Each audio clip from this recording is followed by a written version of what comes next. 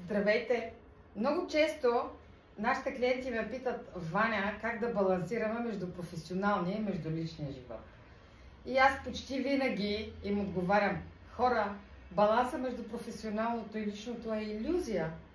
И сега убедена съм, че ще провокирам много обратни реакции на това видео, но всъщност защо баланса между професионалното и между личното е илюзия?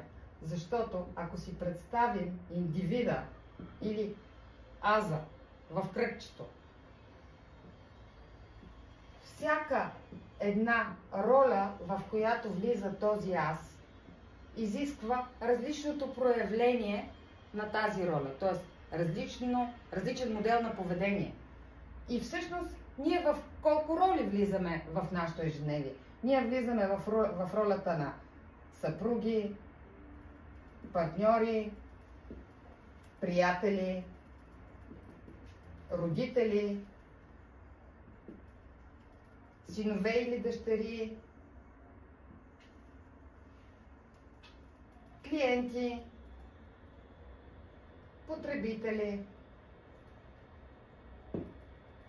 Можем да напълним още две, примерно, от тези, които съм дала. И тук имаме една роля на служител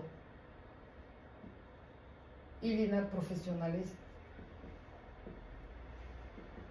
Тоест, бихте могли съвсем спокойно да си дадете сметка, че ако ние влизаме в N на броя роли и само една от тях е професионална, то тогава къде е баланса? Възможен ли е баланса?